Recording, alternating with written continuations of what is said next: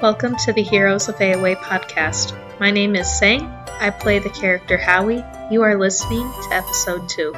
Enjoy the show.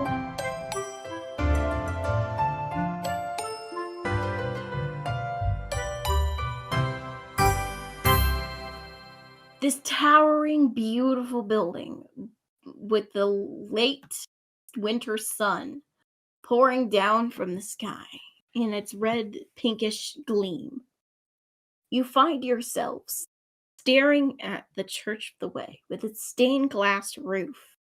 And as you come into the building, there is another stranger staring in awe at the complete wonder of thousands upon thousands of lines of calligraphy, and they are covering the walls from floor to ceiling, words all over the place.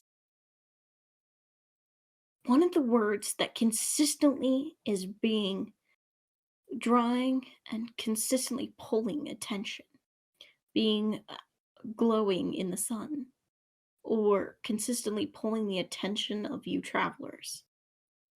You see the word Aeowe. Another word flickers, as if the sun is peeking its little eyes into the space and leaving its glowing reflection of its eyes behind. The other word you see glowing just naturally from the roof is the word hero. The last two words you see glowing are Phos and Jurashon.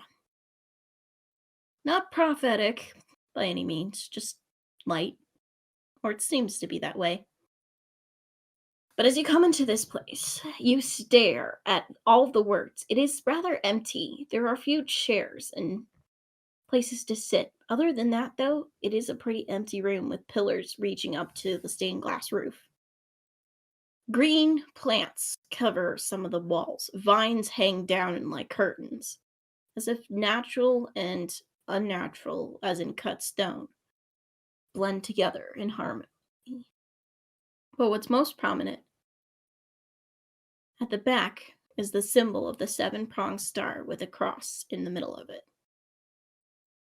And the light, in all of its facets of color, reflects off of this worked in pure platinum, this beautiful symbol, just coming through the light. Other than that, the room is completely empty. So, with the traveler in front of you, specifically Yi Sang, staring in wonder, you all get startled when a voice says, "Beautiful, beautiful place it is." And out of the shadows comes a very, very elegantly dressed man. At his hip is a sword, curved, deadly, precise, and beautiful. And at his other hip, he carries a book strapped to his belt. He has thick, black hair, glowing, soft brown eyes, and a spring in his step as if his young age is a lot older, for it has a sort of walk of wisdom to it. "Beautiful place. I know you're all here attracted by the ramifications of beauty. Yes, beauty," he says, and he scrawls in this book. He comes up to you and says, "Have you left your journeys behind you to take some rest? For that is what our city is founded upon, principle of peace. Specifically, the idea of creation and wonder," he says. "My name," he smiles, "is Koi Kostava," he says. "And I am son to the High King, Lorkinen. I am 6th in line to the throne, and I welcome you to our fair city," he says. You're Go ahead. 6th in line? 6th in line. That means I won't have to take the throne. My second sister will," he says. "But our oldest brother gave up his right to the throne. He's the throne protector. They're called the Throne Warden," he says. They have a special job to protect the heir of the throne, and so we have made it law. Only the second born of the children of the royal family become the king or queen, he says. And I think it's very noble. We are the throne protectorate. The rest of the siblings are, he says. And now, Huh. what are you here for? Are you here to pay homage to Phos, or are you just here to enjoy a beautiful building? He says. Well, I was just kind of wandering around. I think you let a kid in here with a crayon know you got writing everywhere. It's actually part of the tradition of our realm, he says. The tradition is words hold power, he says. And so do pictures. And so do the actions of people. But most importantly, the action of faith is what holds the power. And with that, he smiles. And he leads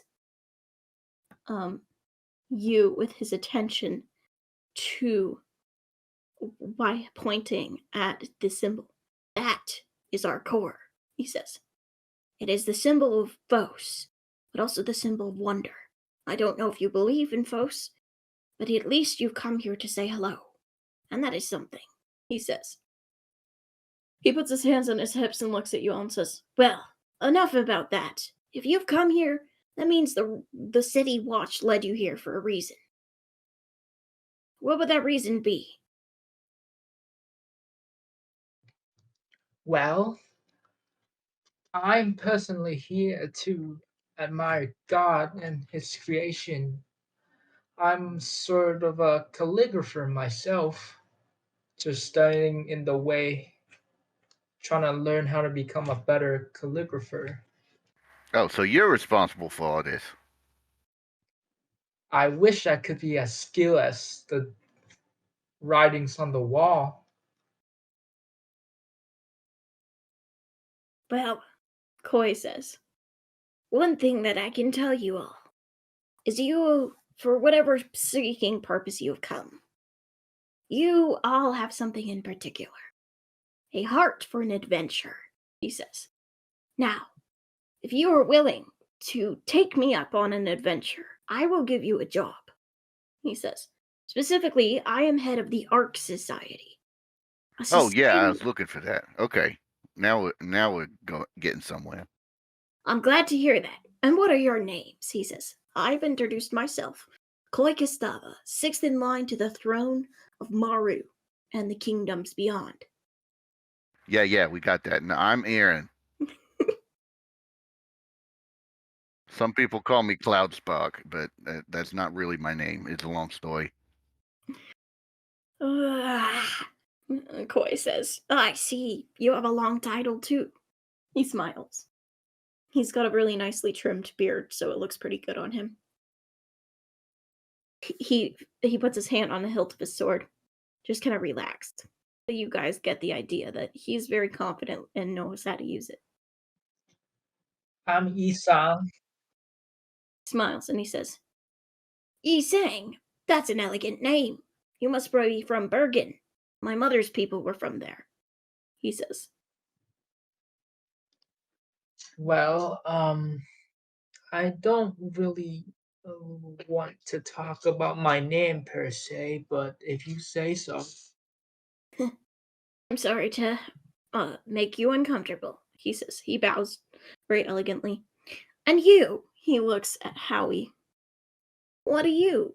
And what is your name? I've not seen your kind around the city before.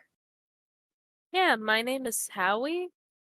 I just came here to explore some. I saw this building. I thought it looked interesting. I would see what was on the inside. I hope I didn't overstep coming here. Yeah, wait a minute. How did I miss that? Why are you blue? That's a good question. We could talk about that later. Yeah, well, if you say so.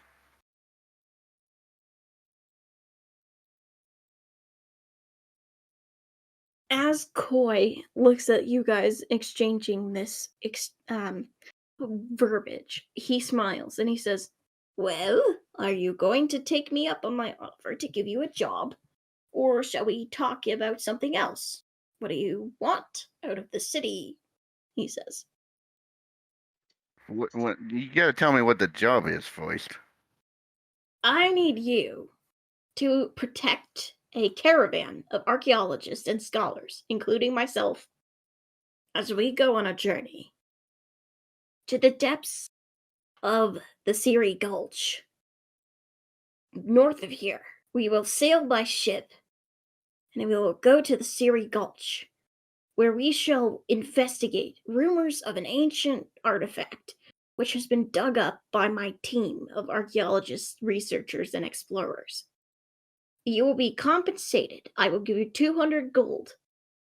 So he does the math really quick. That's specifically 200 gold apiece, so total of 600 for 3 of you to accompany me. Plus, you will get food, supplies, as in any needs you have, free transportation, and lodging in all places. The only thing you have to do is protect me, my team, and my mission. Don't worry, I'm not a Nefaris person, but we are at war with the Orsed. It's a war that is silent, meaning we do not go out on battlefields and kill each other. There's a war which is fought in the shadows, he says. Assassinations and the like. My father, specifically, and my siblings and I are all in danger. And thinking you look capable enough, I figured I'd hire you if you're willing, he says. He scratches his beard for a minute. Questions? Yeah, I don't know about that. Last time I went on an expedition, it kind of went sideways. I promise you, by the ward of the sixth in line to the throne, you will not come to harm unless the worst of harm befalls us. Which it shouldn't, because as I said, the war is in the shadows. We have nothing to do with the shadowy war. We're researchers. At least I am, he says. Yeah, but that don't matter if they want what you're looking for. So I don't know. Who said they wanted what I was looking for? They're busy with something else. Something my siblings are helping to fight. They call it alchemy. Blood alchemy. It has to do with our people's own blood, he says. They want it for their power. It's no gross. I know. Aaron and I will accept your offer. Oh, thanks for talking for me. You'll thank me later. Don't worry. Were you hoping to get attacked? Why would I be hoping to get attacked? Because it sounds like you want all of us to protect you from something. I'm not I hoping think the word you was looking for was expecting to be attacked, not hoping to be attacked. As you three are speaking to Koi, like a spider, and we're gonna pause with the characters for a minute. Cutscene time. Or audio cutscene time? I don't know. Anyway. Cutaway. There we go. Crawling down the wall, inch by inch, a strange phenomenon, neither man nor goop, quivers across the base of the Church of the Way. Slithers like a snake, feeling burned by even the sun's light upon its black form. Slowly, ever slowly, it reaches for Koi and you. And when it finally decides to rear its ugly head instead of being just a goopy shadow on the floor, it congeals into the humanoid form of a man, with a long, wickedly black knife in its hand. As I see the knife being pulled out, I'm gonna cast Mage Armor on myself. Okay. The creature launches up. Koi jumps back in surprise. What in the great beyond? He says. and he whips out his sword. It blazes to life with a fiery edge. But this creature is going for an assassination, not a battle, and it tries to get at it. Everybody roll for initiative. Initiative. Go ahead. All right. I was going to explain what that was. Oh, yeah, sorry. Initiative is the turn order when you have combat within the 5e Dungeons & Dragons system that relates to how you fight something. Specifically, whoever gets a certain type of roll, meaning there's numbers 1 to 20. Now, if somebody gets a 20, they go first. If somebody gets a 1, they go last. Everything in between, and it becomes a certain response to the character. So if somebody gets a 14, they'll be right somewhere in the middle. But it's a number system from 1 to 20 based off the D20 style of dice. D20 basically means dice 20 sides. And so, you launch into initiative. Yeah, so Aaron's at an 18. Howie got a 16. I got a 19. Oh, wow. Koi got a 14, and Slimy got a 3. It's not going to go too well for Slammy. No. Alrighty. Slimy, with its dagger, is surprised that you all whip out weapons or spells against it. What do you want to do? Is it my turn? It is, since you said you have a 19. And where am I located in between the people that are there? Inside of the building, you would find yourself close to the front door, since you had just walked in a few moments earlier. So am I behind everybody else then? You would be in front of the other two. However, facing everybody in the room. So the back door, if everyone was facing inside of the room, the back door is at the far end of the grid picture. Here, at the back.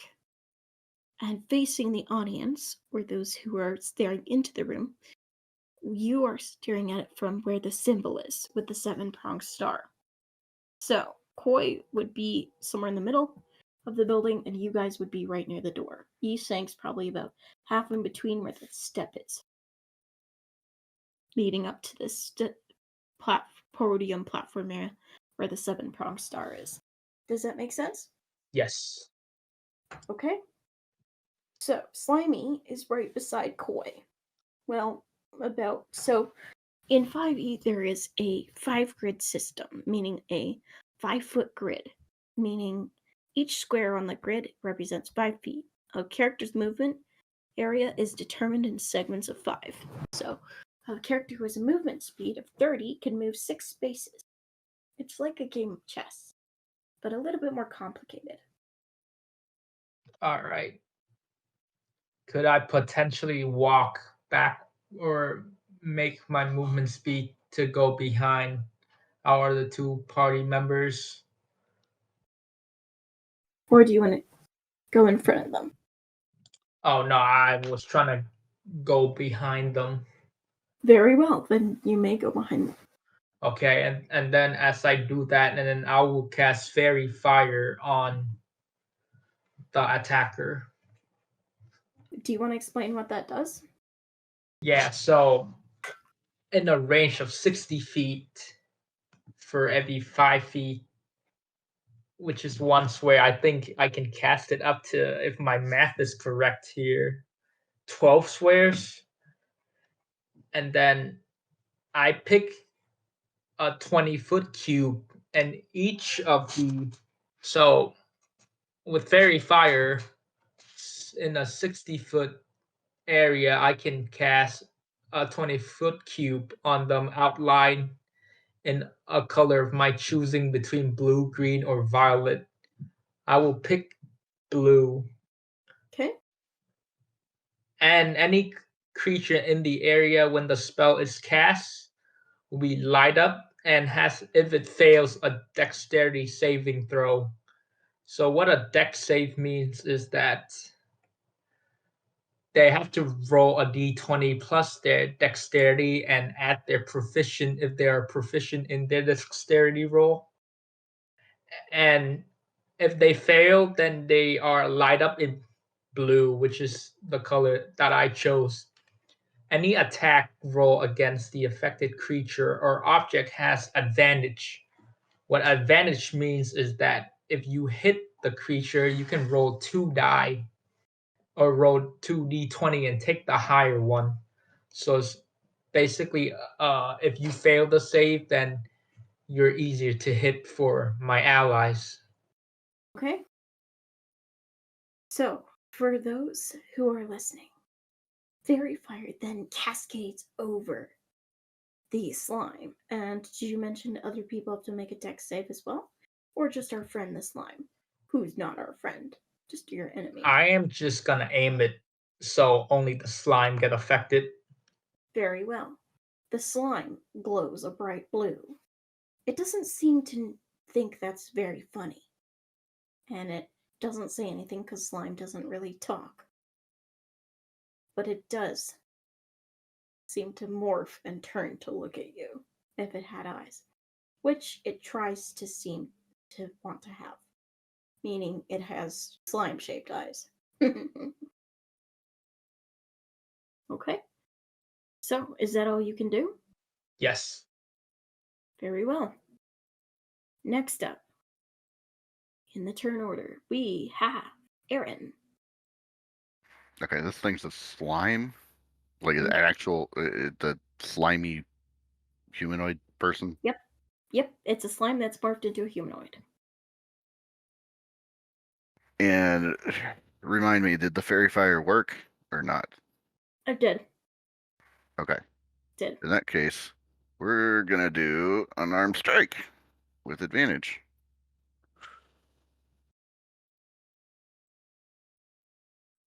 Okay. An unarmed strike. Can you explain what it is? And what was your roll? Well, for some reason it didn't do advantage. Hang on, let me roll it again. So unarmed strike is basically you're attacking without a weapon in your hand, basically like a punch or a kick or a knee. But Aaron is trained in martial arts because he's part monk, so he actually gets to roll a damage die if he actually hits something. And he rolled a 13 and a 9, so advantage means he has a 13 to hit. Okay. This thing, which we will not reveal what its armor class, meaning in 5e system, an armor class is what protects the character. If the roll of the d20, or that dice with 20 sides, gets above its armor class number, it takes damage, meaning you hit it with your abilities. And then in this case, an unarmed strike. Well, this thing, because it's slime, it's a pretty low armor class. And so that hits, which means then Aaron will roll for damage. Low roll on damage. Okay. 4. You still are able to give it a good thwack with your fist, but the slime seems to absorb it. The slime goes. All right. But it's Try it still- again. Bonus action, unarmed strike. Well, Aaron didn't think that was enough, so he decides to bring his fist up once again. What was that? A 4 and a 15. Okay. So a total of 19? No, 15 to hit. Sorry. Well, that hits, because as I said, this thing has a pretty low armor. Right, yeah. Sorry. It's just You are fine. formality. All right. Okay. He rolls 7. for damage once again. And 7 it is. Well, that one seems to do a bit better. This time you actually punch off one of its hands. As in, the one with the knife that was about to attack Koi, you punch. It splats to the ground like melted ice cream. Gross. It goes blah, blah, blah, blah, blah, blah. as if it's trying to talk to you. But other than that, it doesn't do much. Alrighty, next up, we have Howie. Howie will cast Eldritch Blast on the slime figure. Want to explain to folks what that does? Yes, so it says in the description, a beam of crackling energy streaks towards a creature within range. Make a ranged spell attack against the target. On a hit, target takes 1d10 force damage. I rolled a 13 to hit, and if that hits, the damage would be 10 force, and then +2 with the Genie ability. It says Genie's Wrath Cold, which is something I'm not very used to seeing. But I'll take it. A sad day for this very slimy creature, for that force damage slams into it, splattering this slimy exterior it has. But at the same time, not only does it get splattered on, especially you splatter one of its arms, so the other arm that was raised to do damage, it had 2 daggers in its slimy grip. Your cold freezes it in place after it gets splattered, so it looks like an art attack happened to it, meaning somebody made a very strange form of art using slime, but frozen. It looks like a giant ice cube at this point. It is not dead, but it is quite stuck. You have advantage. So, as this happens, Koi, realizing what you have done, grins. Says, "Hoy, that's how we want to play it now, is it?" he says. He draws a beautifully crafted black sword. This sword has long, thin, silvery veins running through it. And suddenly, his wrists and his arms flare, because he's wearing a sleeveless shirt with like armor plating around his midsection and torso. His tan arms whip out. Instead of one sword, it becomes 2 swords, 2 twin scimitars. And he smiles and he says, "Oi, indeed, is it?" And flashing with a bright bolt of blue energy, his arms glow a bright orange, and he holds his scimitars. The edges of them start to grow red, like iron hot. And he slams the scimitars into the slime, slicing deftly as he decapitates it. Slime is frozen in place, so he has advantage. And he decapitates it. Well, because it is slime, it's not fully dead. He does give it a good whopping and kicks it across the ground as it slides, because it's ice, a big block of ice right now. And it hits the steps and starts cracking. The slime cannot attack you. It is not being able to move, meaning that the slime has it where it has disadvantage.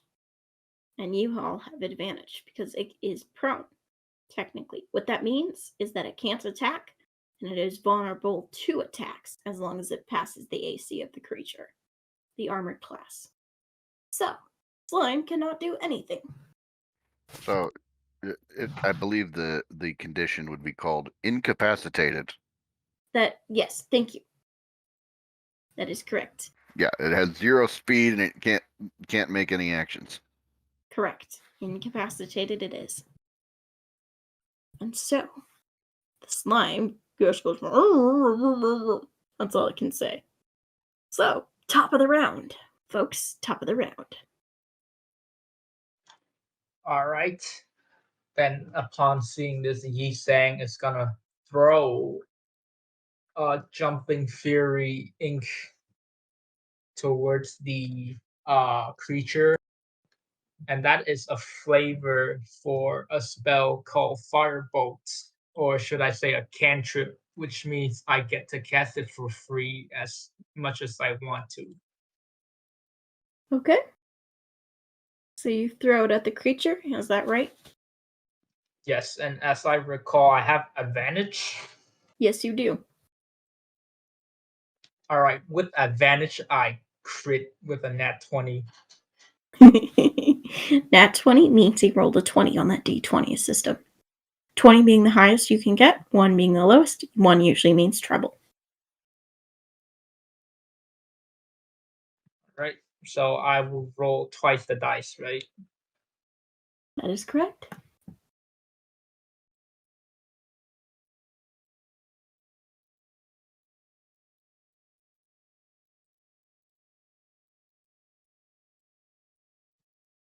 I roll max damage.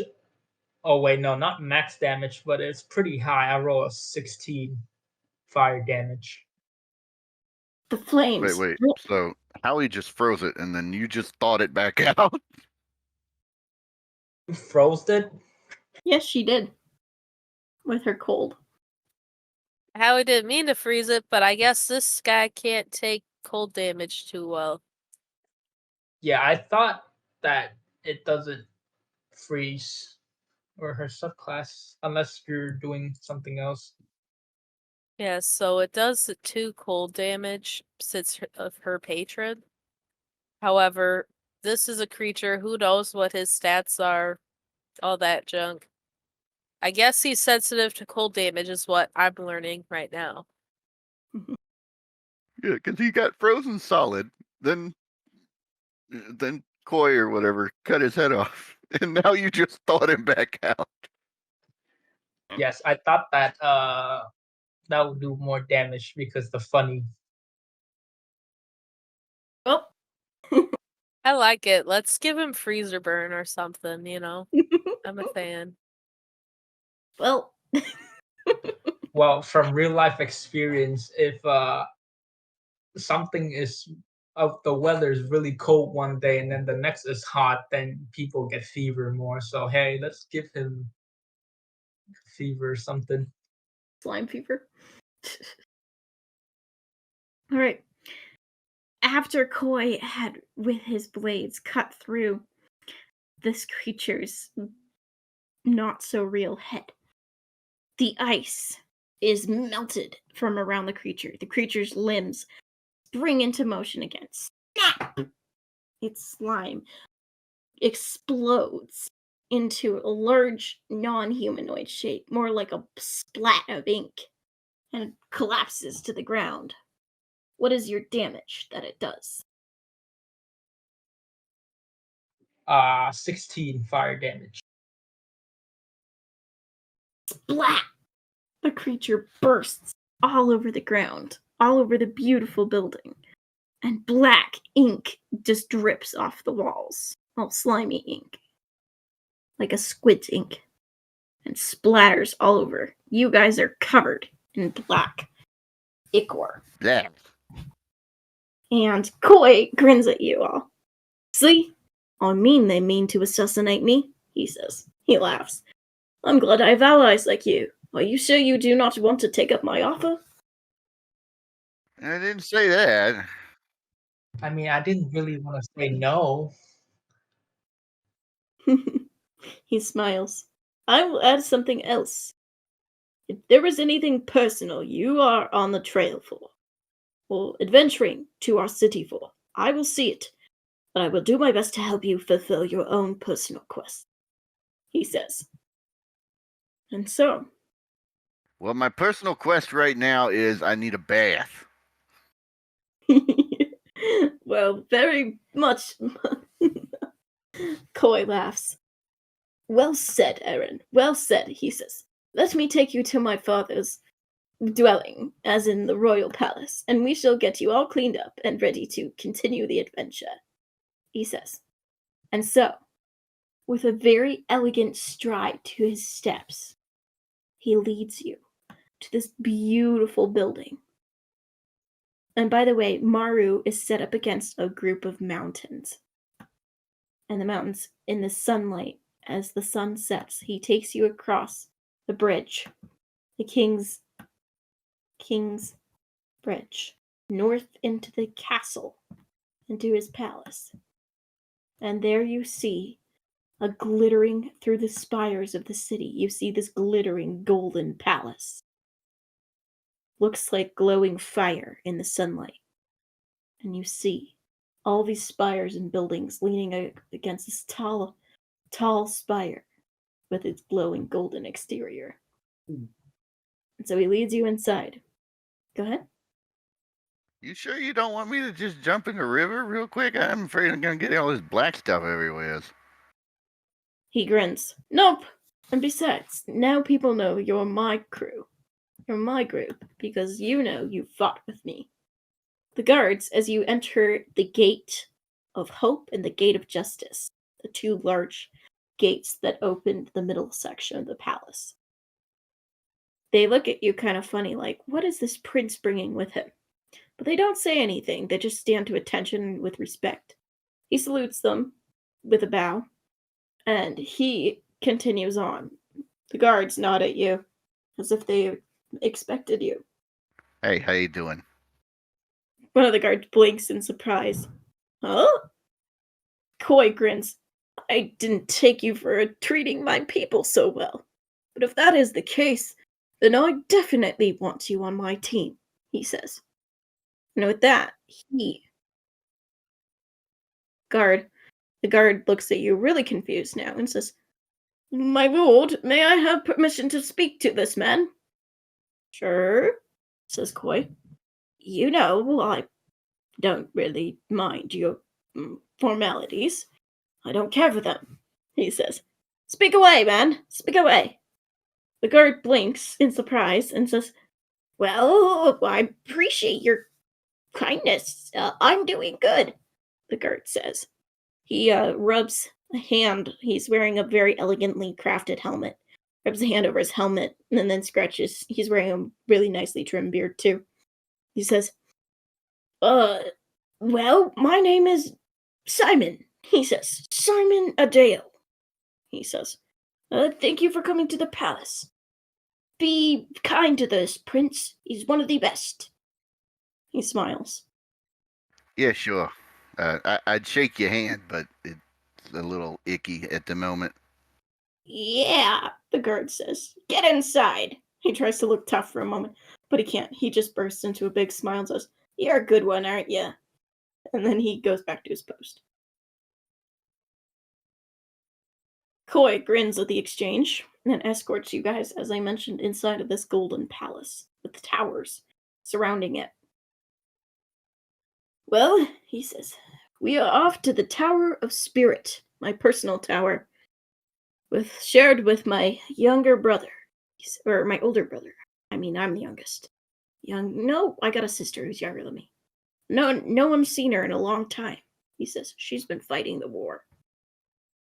And as she's been out, no one knows, but as far as we know, her only thing we've heard back is that she found a boy that she's sweet on. He grins. I don't even know why I'm mentioning this to you all. Guess you're going to be getting to know me quite well. And with that, he leads you inside, gives you very nice accommodations, including a bedroom for each of you. You guys can tell the audience what that looks like. And as well, he gives you all a very nice warm bath and supper. And he gives you the chance to take a long rest for the evening.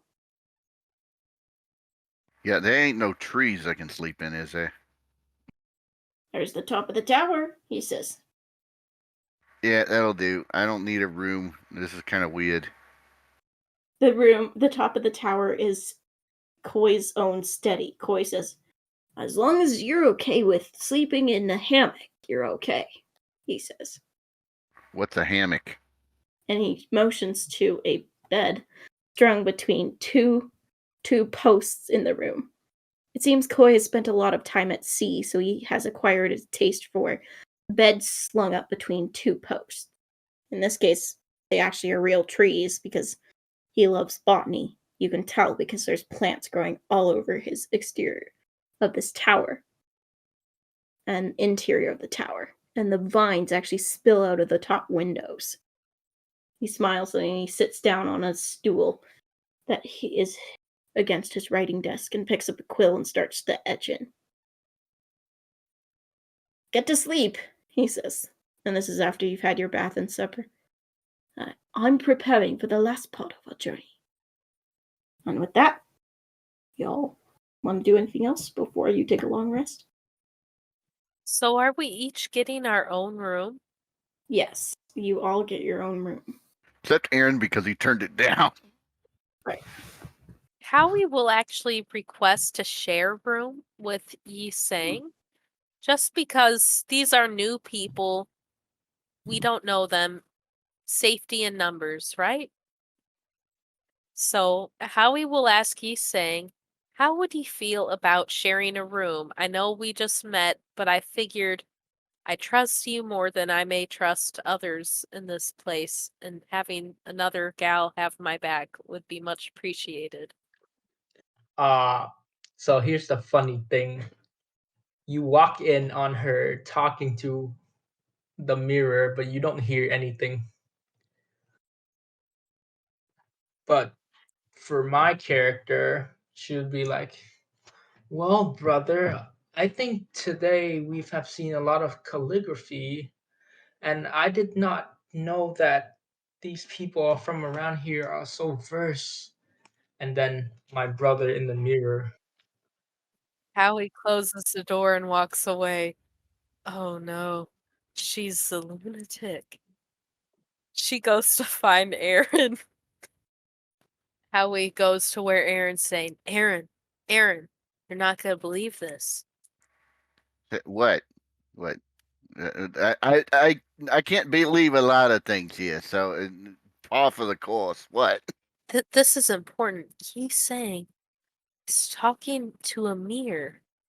Seems she may be a lunatic by chance, or mentally disturbed, whatnot. So I was thinking I would stay up here with you because I don't know who else we can trust in this place. Yeah, okay, sure. You can get in this hanging thing that I don't understand. He calls it a hammock.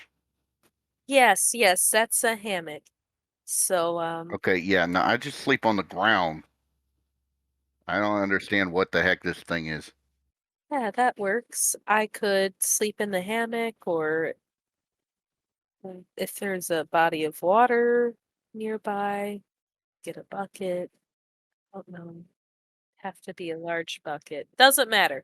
We'll figure it out. I'm not staying in the same room as he's staying overnight, because who knows what she might do while I'm sleeping. Yeah. Uh, you didn't answer my question, by the way. Why are you blue? Yes, I'm blue because I drank too much water. Howie jokes.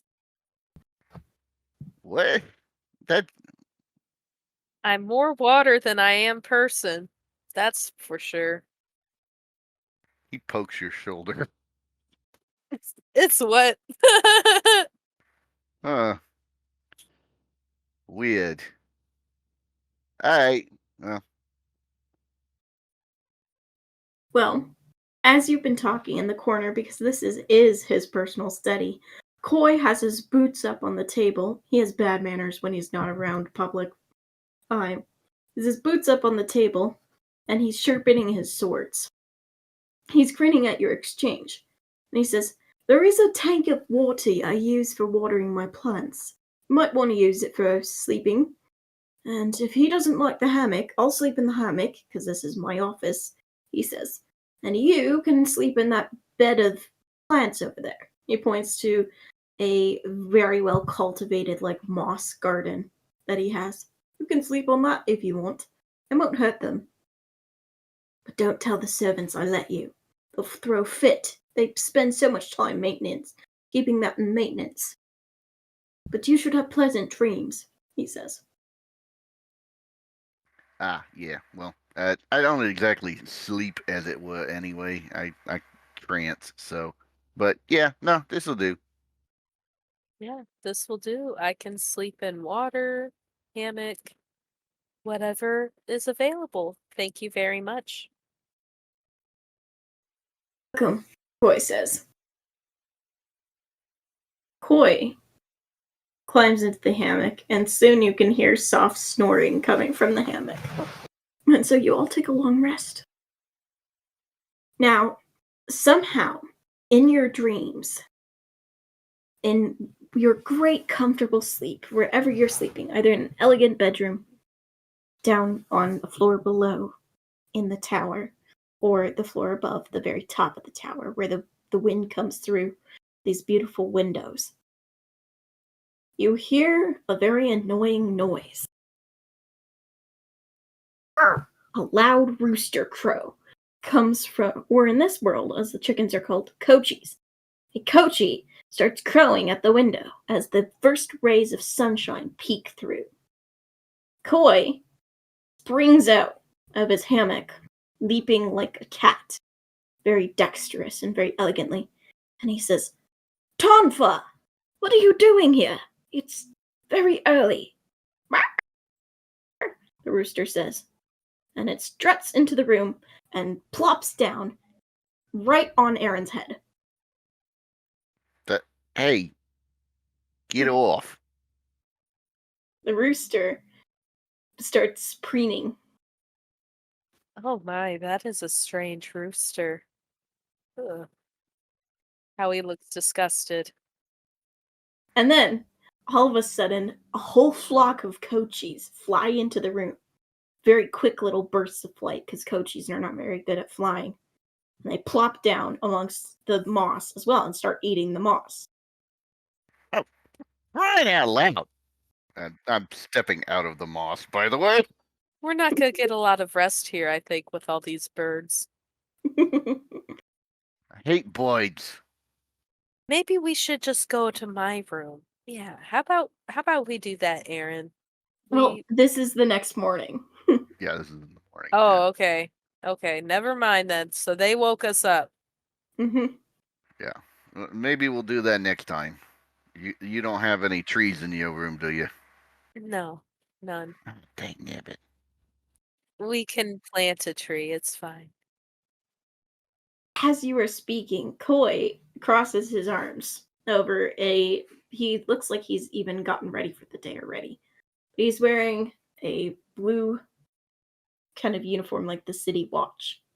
He smiles and he says, Well, it's time to get going. We have to get to the Ark Society by late this morning. Breakfast is already in the hall, down at the bottom of the tower. We must get going in order to make the caravan if you are taking me up on my offer, which you said you are. Yeah. He flourishes his swords. He's carrying a small pack. You notice there's packs made up for both of you, in addition to whatever you have already. And he says, Those are provisions for the road. As well, I've given you each a horse, if you are wanting a horse, or you may ride in a wagon. But we are taking only a small amount of luggage because I want to travel fast and far today, he says. I never really understood riding other animals. It seems odd, but yeah. Anyway, I wonder if they have eggs for breakfast. Well, you run down the stairs hungry, and you find an elegant breakfast with eggs. Specifically, any type of egg you want, because there's a chef. Oh, how do you do? Says the chef. I am to cook you breakfast, he says. He twirls an elegantly styled mustache, and he has a red kerchief around his neck, and he's wearing elegant black uniform. He looks the same as the prince's, except for black instead of blue, and the prince has gold epaulets on his shoulders, as well as a thin circlet of gold. Well, says the chef, how do you want your egg, monsieur? He says. I am terrible at the French accent, so we will try fantasy version of it. Don't think of it as a French accent. Think of it as a whatever that race's accent is. It's fine, you know? Specifically, it is an elegant-looking dwarf. Dwarvish so we're about the accent. same height then. Beautiful. He is very refined. Very, very refined. Very refined. I do not speak a lot of your language, he says. So you got to make it precise. Wait, there's more than one way to cook an egg? Of course. Of course, monsieur. Of course, he says. And he makes sure his very elegant uniform is in place and perfect. Because he is the master cook of the castle. Or the palace, to be precise. I am called Chardonnay, he says. Chardonnay is my name. And you are my guest. He, as you speak, a chorus of very elegant songbirds fly in through the windows. No, not more birds! The birds fly and they lay. It's as if he has some sort of understanding with the birds of this castle, this palace, and they all lay white tablecloths on a variety of different shaped tables. One is for the prince, for the prince has, as I said, an odd habit of sticking his feet where they don't belong, especially in the casual company of you guys. And he starts reading the morning newspaper, and has a cup of what looks like a very red-looking liquid in his glass. Breakfast! Breakfast! Breakfast! The dwarf says, and as soon as it happens, a few servants set an elegant breakfast before you guys. Eggs, bread, meats, lots of meat. Apparently this society really does like meat. And there is anything to your heart's desire. Yi saying, do you come down and you're all ready for the day? Finding a pack that... Okay. You are all served an elegant breakfast, and with that, Koi says to you, it is time to go. Thank you. I'm not done yet. Chardonnay appears beside you, refined as ever. And then he hands you a box. This is for the road. A box of infinite eggs. Meaning, I have the other end of the box. I will put eggs in the box for you. He says. How big is this box? It's a small box. It's a magical box. He says. Very elegant, magical box.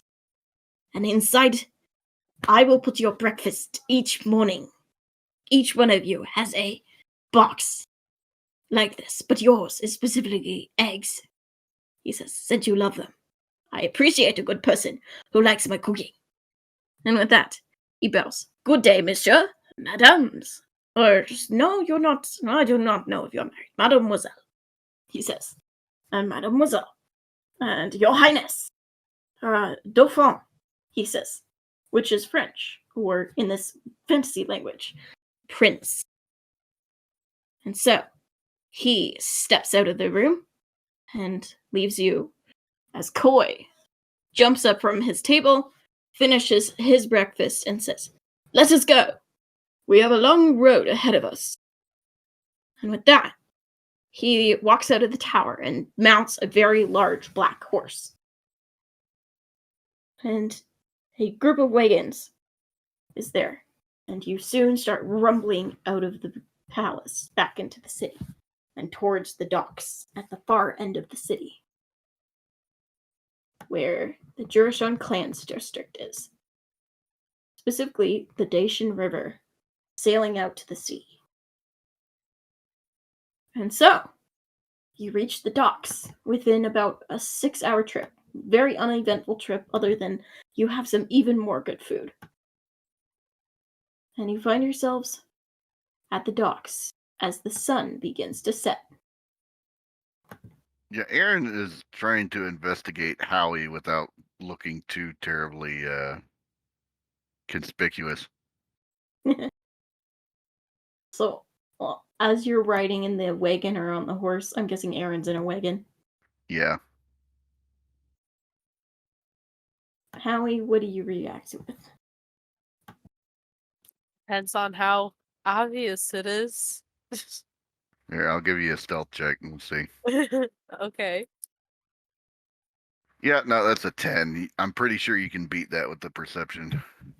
Or what's your passive perception? I'm pretty sure you beat it.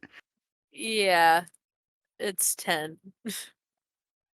Okay, yep. So I'm not very good at disguising what I'm trying to do. Howie looks at him. Is there something you want to tell me? Notice you keep looking in my direction. Yeah. So if you're made of water, why can't I see the food inside you? Because I'm wearing a shirt. Yeah. Okay, that checks out. Yeah, you're welcome. And so, the three travelers, one with a mysterious mirror, one with apparently so much water within her, she's blue, and very hungry for his precisely cooked eggs. The journey begins at the docks to look for an artifact ancient enough that the war is taking a turn towards it. That is the end of episode 2 of the Heroes of Aeowe podcast. Thank you all for listening. Wanted to say a special thank you to Purple Planet Music for the music we have in the introduction and the ending of this production. I also want to say thank you to Annalai, the Dungeon Master, Danny, who played Yisang, Miran, who plays Aaron, and thank you all. This podcast episode was edited by myself, and I hope to see you next time. Make sure to like the podcast, subscribe, and when we do have a Discord community you can join, feel free and give us some feedback. Thank you.